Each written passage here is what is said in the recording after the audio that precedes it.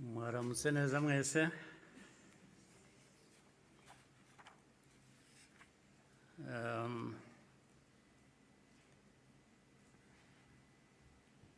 Ngira ngo mpere ku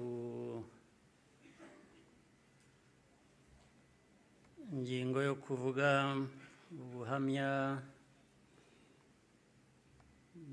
Minisitiri Bizimana yatugejejeho.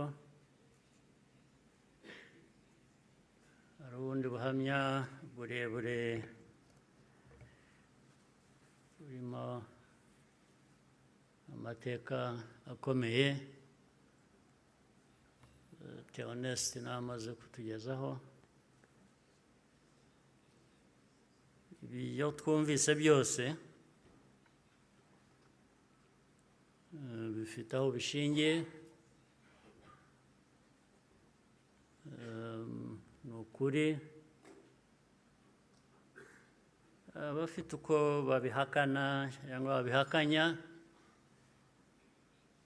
ngira ngo bafite akazi gakomeye kugira ngo uhindure amateka nk'ayo y'abantu nk'abandi,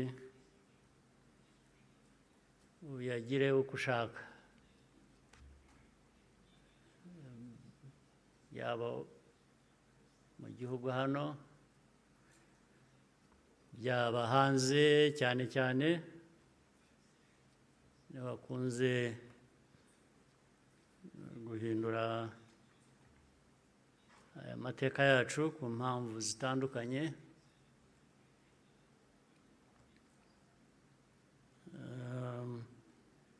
Ibi rero ngira ngo bafite ibyo bazahangana nabyo kugira ngo abantu bahindure amateka nk'aya bayavuga ukundi. Ariko icyo navuga nk'ibyo Theoneste yavuze,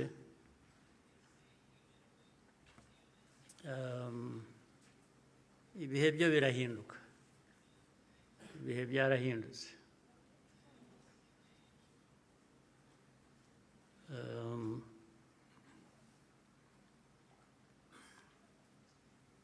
Nta uzongera gupfa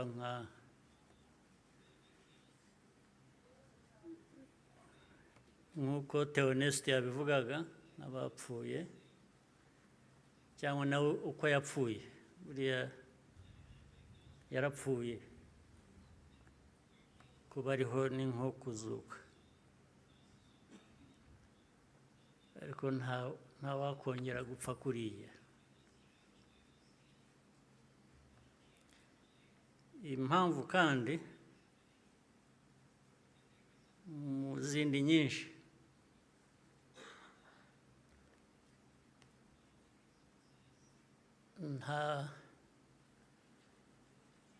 ntabwo wakwica umuntu kabiri.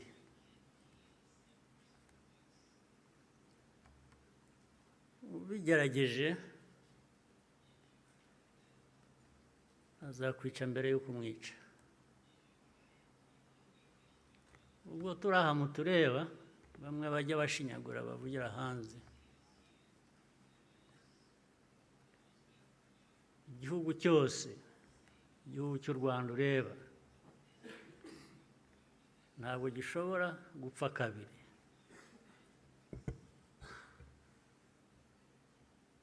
Mbere y'uko wakwica u Rwanda ruzakwica.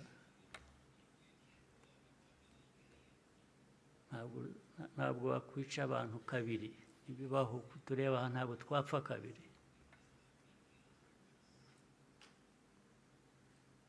Ari twe bakuru, ari abana bacu, ntawe uzabica kabiri, ntibishoboka, ntabwo byakunda.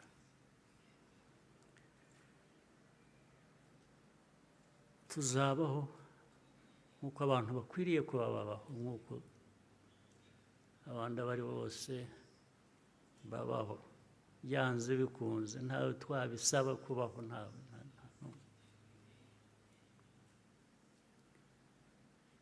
Uko mbivuze uku,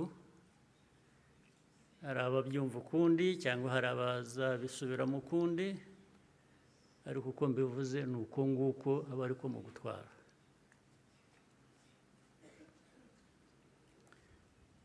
Ndabasaba rero ngo nkomeze ijambo ryanjye mu rurimi abashyitsi bamwe hano bumva batagombye kubasemurira, cyangwa se benshi cyane bari hanze bafitanye isano n'amateka yacu, harimo n'abo bayahindura bakayagira uko bashaka. Ndagira ngo mvuge mu rurimi bashobora kumva ntawe basemuriye. Muranyihanganira.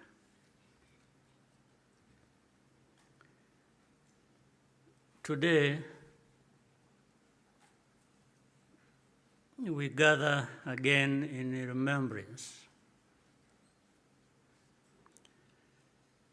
to everyone present and watching online. Thank you for joining us on this important day.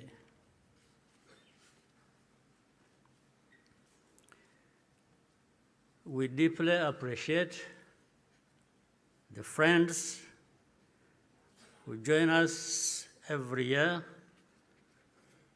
in person or in spirit without fail. I thank the survivor who has just spoken. These testimonies keep memory alive for all of us and for those who will follow us. KWIBUKA carries profound meaning for our nation.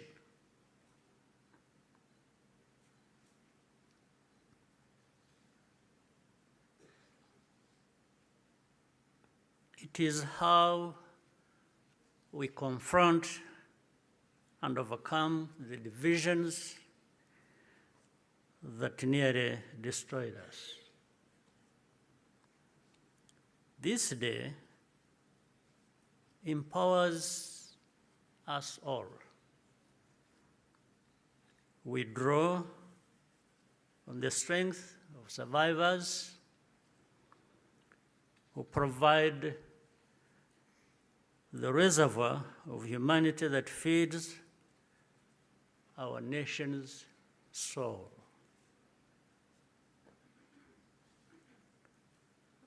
To all survivors, know that you are not alone. We stand with you always. Everything we have achieved was only possible because all Rwandans decided to join hands in a common purpose. We honor the role played by every Rwandan in our country's rebirth. The reality of the genocide is clear for all to see. The ringleaders were convicted in international courts with rigorous evidence. The Gacaca process documented the course of the genocide in every single village and neighborhood in Rwanda. Over 50 million handwritten pages were produced during the 10 years of Gacaca. Right here, where we are standing, 250,000 victims of the genocide are laid to rest. And in 2018, the United Nations General Assembly adopted a resolution that called the genocide against the Tutsi by its proper name, with the support of every member state but one.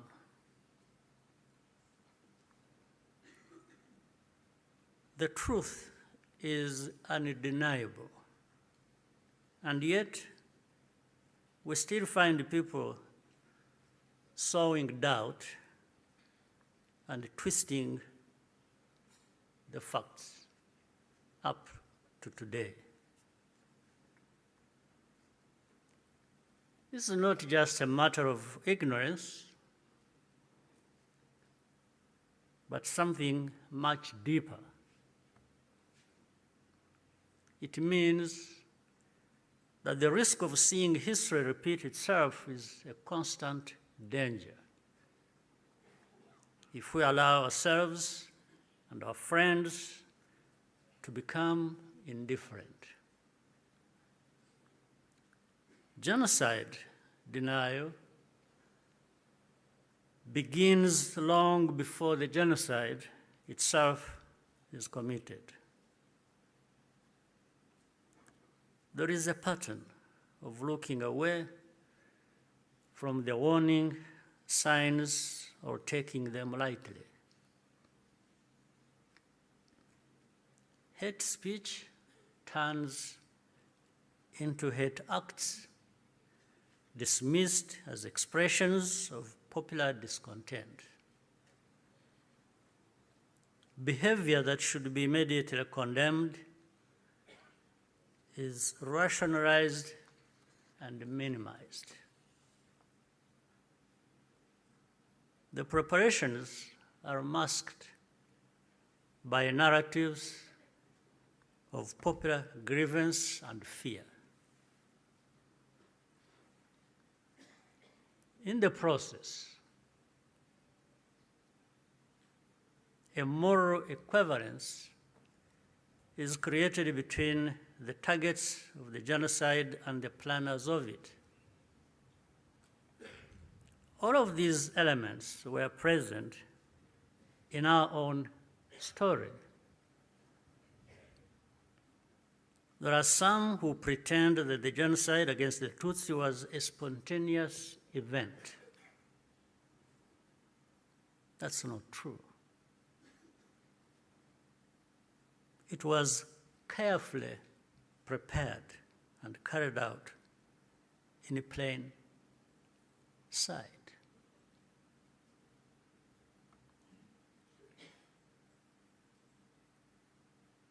Regrettably, some who spoke the truth at the time and who were even eyewitnesses later became peddlers of distortion, mainly for political reasons. Militias were openly trained and indoctrinated in hate. Weapons were imported in large quantities, and Rwandans who opposed it were threatened or killed. Before 1994, communities were subjected to waves of smaller massacres meant to normalize the killing and also to measure the reaction of the wider world. And with only a few heroic exceptions, the world was unconcerned until it was too late.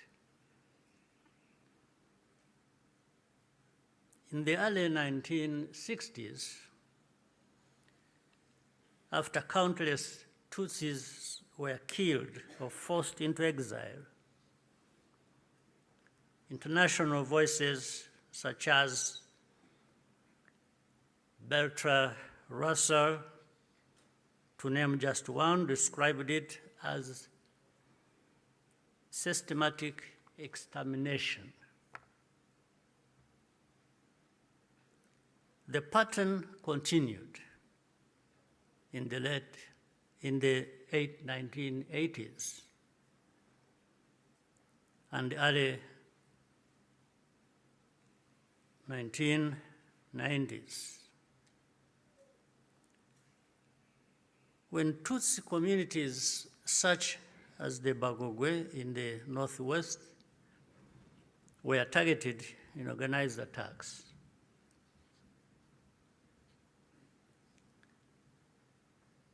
in 1993,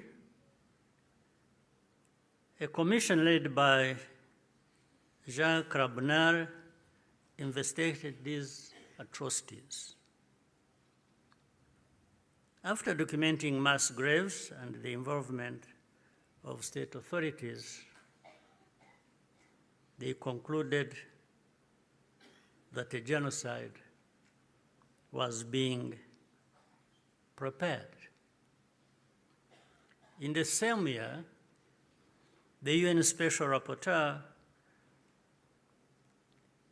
Bakri Weli Ndiaye, warned that organized propaganda portraying the Tutsis as enemies was spreading openly, helping prepare the population for mass violence.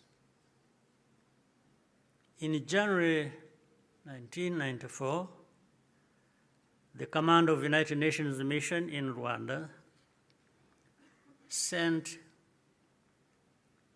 a fax back to headquarters in New York with detailed intelligence that in Interahamwe were stockpiling weapons and compiling lists of Tutsis to be killed. He was then ordered to share the information with the very government which was preparing the genocide and to take no further action. And sadly, the reaction today is no different here in our region. And you can see it right before our eyes. When the genocide began, the nature of the crime was immediately obvious. All Tutsi were targeted because of their identity. Nowhere was safe, including churches and schools.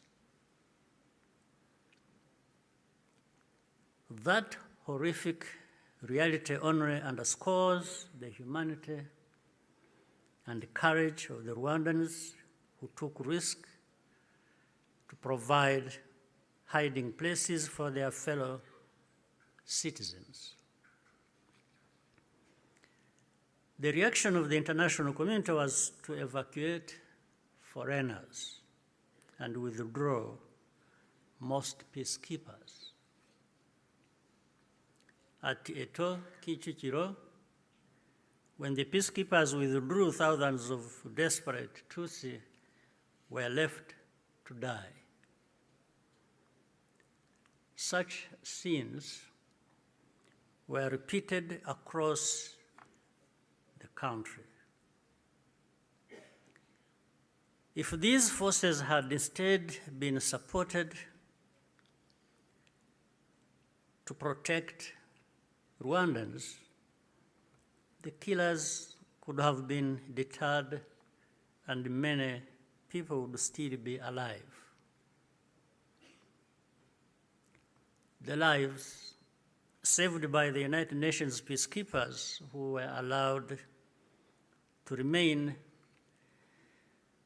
makes clear how much more could have been done with political will.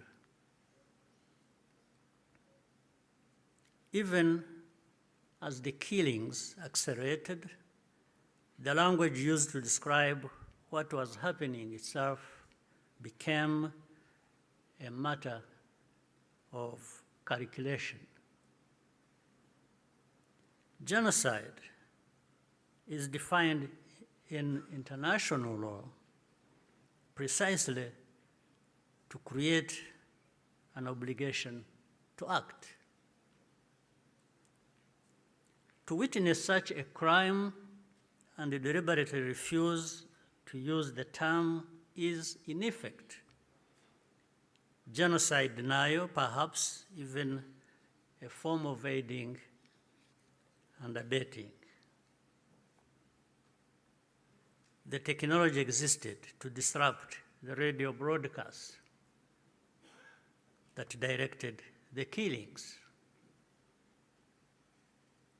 The planes capable of jamming those signals were available. Officials even calculated the hourly cost of the mission.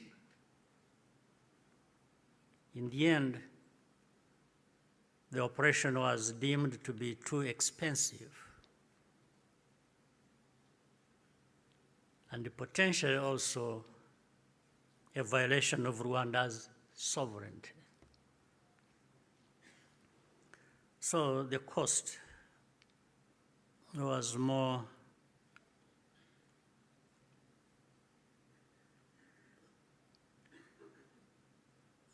it became too expensive. It was more expensive, especially when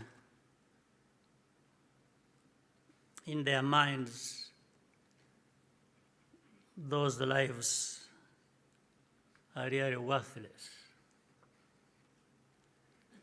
So our lives were worth nothing. That's fine. For Rwandans, the lessons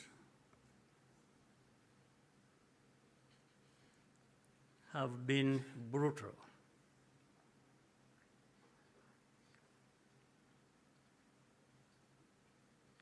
And those lessons have not been forgotten. If our lives do not happen to align with someone else's interests, they are not worth saving. That's fine. And so it had to be the Rwandan Patriotic Army that led the campaign against the genocide and ended it. Our deepest source of grief was always that we could not arrive earlier.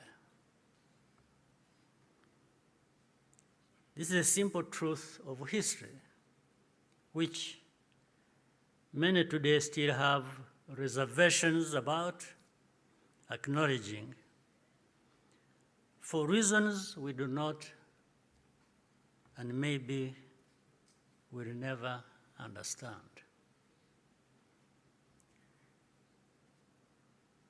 The culture and character of today's Rwanda Defense Forces, RDF, was forged in those dramatic moments.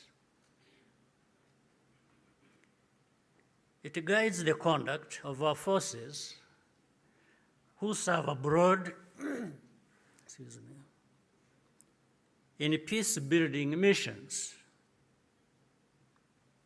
earning universal respect.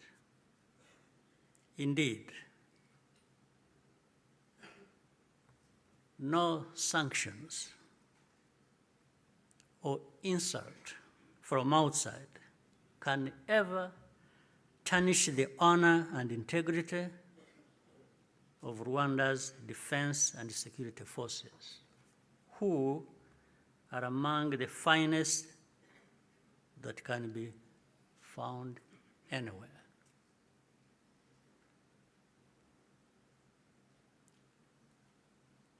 I look forward to raising this matter of sanctions at the highest level to understand the basis for such an injustice.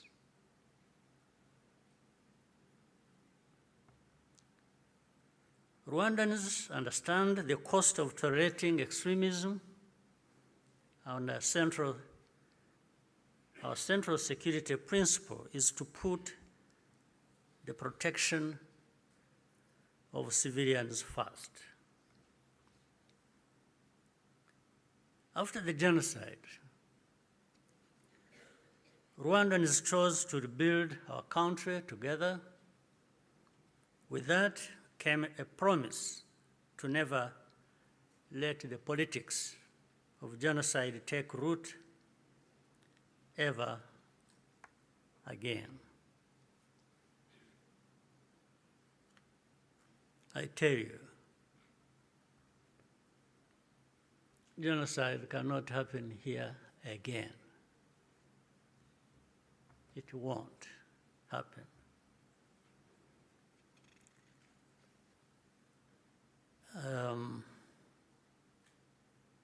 Even with those noises you hear in the region of people gathering from Europe, from wherever, and meeting in Kinshasa and bringing the son of Habyarimana and relatives and others from wherever and gathering. All of that is just noise. It cannot amount to anything that will happen here of that kind again. It cannot happen. And I'm saying this not just as a person. And I'm just saying it because I know every Rwandan, young and old, is as determined and is saying so, like I'm saying now to you.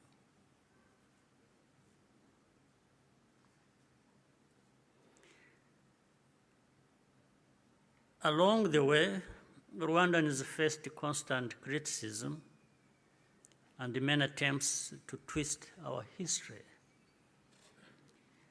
But the power we will always have is to use our minds to see the truth, and our voices to speak up when something is not right. You can never silence us in whatever form. We must be clear about the dangers that remain. When the genocidal government collapsed in July 1994, the soldiers and the militia fled across the border into DRC, forcing millions of civilians along with them. Inside the camps, they were organized into what is now known as FDLR and launched a sustained cross-border insurgency against Rwanda, claiming tens of thousands more lives. This was the period known as the Abacengezi insurgency, and the western border was only fully secured by the end of the 1990s through the combined efforts of our army and the brave residents of those areas. And since then, our defensive measures have been aimed at ensuring that such attacks can never again be made across our borders. This is not a problem that should be left to Rwanda alone. Doing so only rewards those behind the threats, while Rwanda is penalized for standing up for itself. Imagine a farmer whose field catches fire. At first, the flames are small. A few neighbors think it does not concern them. Others say the wind will change and the fire will die out on its own. So they watch and wait. But the wind does not change. Meanwhile, a pyromaniac is secretly adding fuel to the fire. So the fire spreads from one field to another, and then into the forest and the towns and beyond. Only then do people run with the buckets of water and call for the establishment of a fire department. Africans, more than most, should understand that the danger of moral passivity in the face of hatred and violent extremism.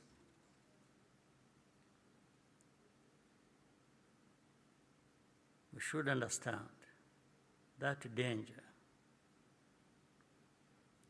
especially in the face of hatred and violent extremism. Africans, more than most, we must be reminded by all this history. Today, our continent accounts for the majority of the world's active conflicts. In 1994, Africa's collective institutions also failed to respond. I say this because the call for African sovereignty, legitimate and necessary as it is, must also mean that African institutions act decisively when Africans are at risk. Bad actors must not be allowed to hide behind the principle of sovereignty, to evade responsibility for abuses or deny citizens their rights. We cannot afford to repeat the mistakes of the past. Genocide ideology is still spreading in our region. Left unchecked, it has the power to take us all backwards again. There are those who claim that Rwanda exaggerates,